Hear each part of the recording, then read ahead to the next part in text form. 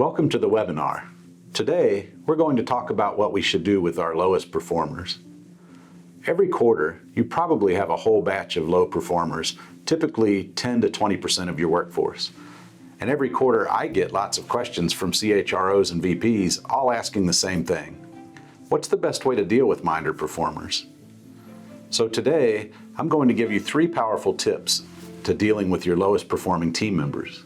During this webinar, I'm going to present you with the counterintuitive solution that we've discovered after years of working with some of the biggest companies on the planet. The solution might surprise you. I'm going to reveal this solution and even give you my proven step-by-step method. You can use it today and it can help you right now. And it's very important for you to stick around until the end of this webinar because I'm going to arm you with the whole process and some downloadable templates that you can start using today to help you get the job done. But first, let me introduce myself. My name is Brian Howard and I'm the CEO of Mercury Performance Group. We're a company that helps organizations with 500 or more employees fix their HR and employee performance problems. We bring decades of experience to specifically help human resources, training, and business leaders finally fix the people issues that are holding their companies back. We like to say we specialize in maximizing human performance inside of your organization. We believe the success of your organization is directly tied to the performance of your people. And that's what we're here to talk about today. So here you are, another quarter is ended, and a whole new batch of employees is at the bottom of the performance list. And the company is looking at you for answers and asking you, what can we do to help these people improve? Every quarter you're faced with the exact same pain over and over again. And if you're like most leaders that I know, like it or not, you're now tasked with the job of fixing this bottom crew, like you don't have enough to do already. And because you have honor and a sense of duty, you get started trying to fix this bunch. You may have started by identifying specific areas where bottom performers are struggling. You may have offered guidance on how to enhance skills or address performance gaps. After just a few of these, you realize there aren't enough hours in the day. So then you thought, maybe I can get to them all at once. You may have decided to create specific training programs to enhance their skills and knowledge. And right about 1 month in is when most of you start to ask yourself, when did I become the company trainer? And I really love this one. You may have thought to yourself, maybe I should create a more positive work environment that promotes engagement and motivation for all employees. They might just need a little more motivation. It's a classic trap that I've seen countless times. And then you finally think to yourself, now I'm the motivation for these low performers. What's really going on here? You don't have time to offer one-on-one guidance to these underperformers.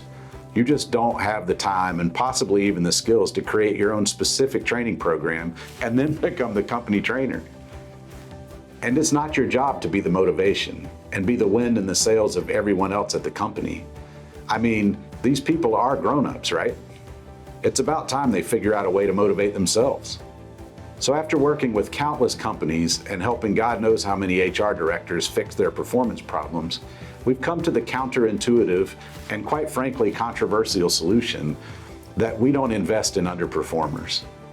Yes, we deal with them appropriately. We just don't invest time or treasure in trying to make them better. It's just like the stock market. You only want to invest in a stock that's going to pay off and provide you with dividends.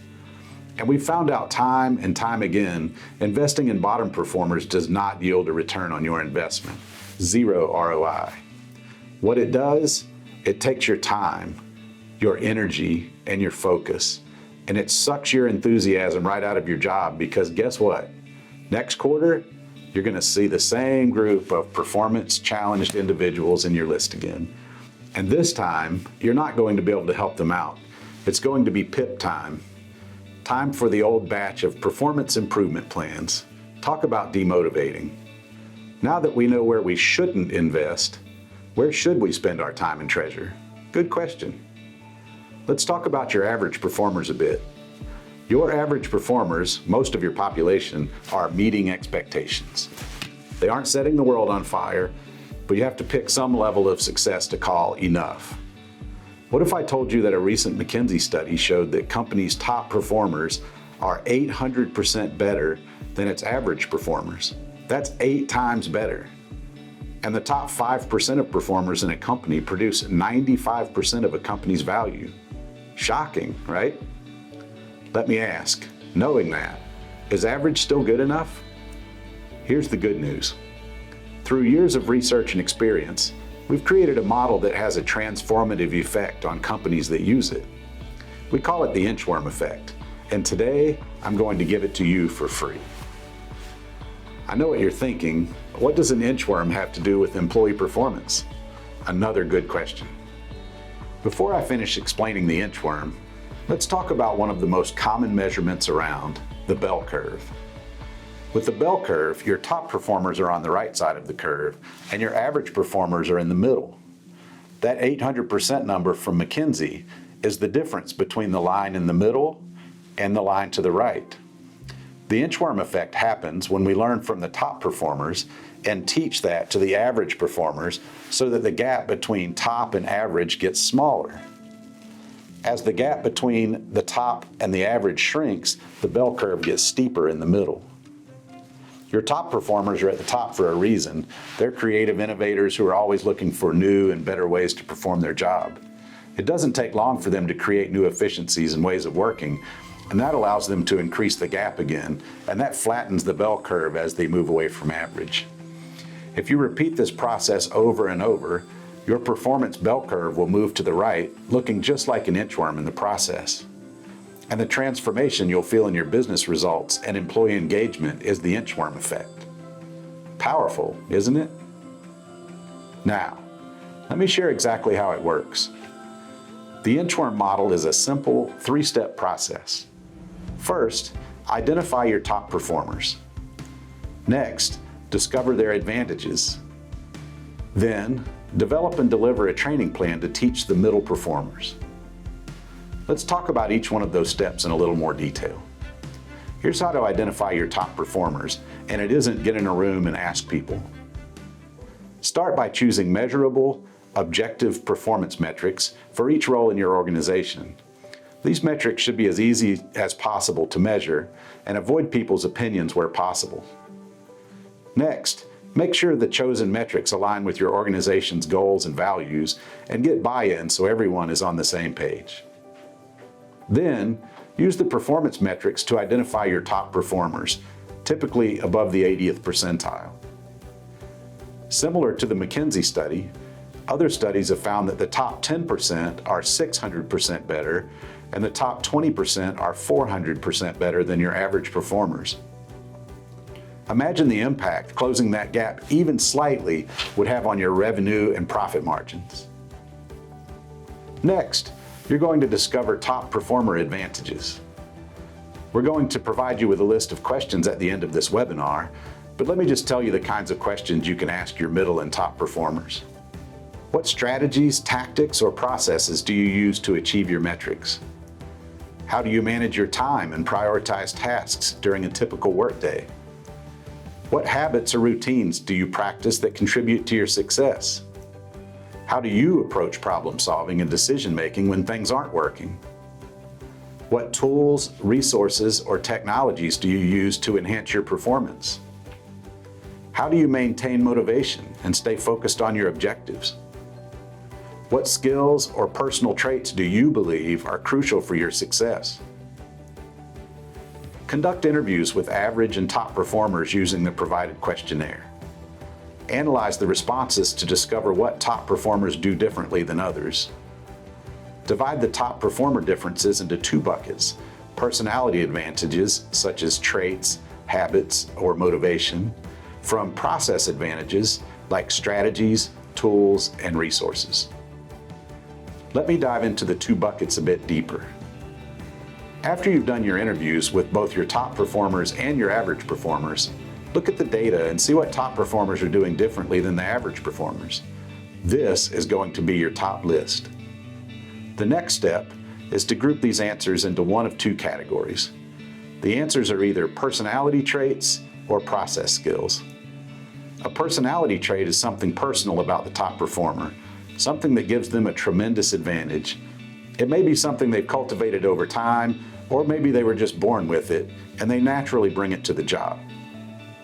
A process skill is something that your top performers are doing that can be systematized, that can be trained and passed on to other employees in your organization. These are the answers that we're very interested in. Now, I want you to use the template I've provided for you at the end of the webinar to put your top 5 personality traits in the personality trait column, and put your top 10 process skills into the process skills column. This is the gold mine you're going to focus on. In reality, you're going to use both the personality traits and the process skills. It's super important that you have an excellent grasp of the personality traits that make up your top performers. You're going to use those personality traits to help you hire better people in the future. Use the findings from the interviews to create a tailored training plan to transfer top performer advantages to average performers. Focus on both process improvements and personal development. Implement regular feedback and progress tracking to measure the effectiveness of the training plan. That's it, the inchworm effect. Continuous improvement using resources available to you every day, your top performers. It's easy to explain, but not always easy to do. And don't just do it once and stop. Rinse and repeat. Because top performers are usually creative innovators, every quarter, you're likely to have a new opportunity to use the inchworm model. Interested in doing this in your company? I know I would be. What are the next steps? First, download our templates. Download the Top Performers Questionnaire and download the Top Performer Answer template. With those in hand, you're ready to start your inchworm journey, what I like to call inchwork. We know how it goes once you get started with this process. You might get overwhelmed by the whole thing. Or you might just not have enough time to interview all of your top performers and then break it all down and then create a training program. Or in some cases, we've seen that there are difficult roles that don't have clear metrics, and we can help you with that. No matter what your situation is, we're here to help you with this process. And if you need some advice on how you can roll out your training program, or even if you need help creating your training program, we're here to help you. Just fill out the form right below this webinar and let us know what you need help with. I'd love to hear from you. Thanks for watching.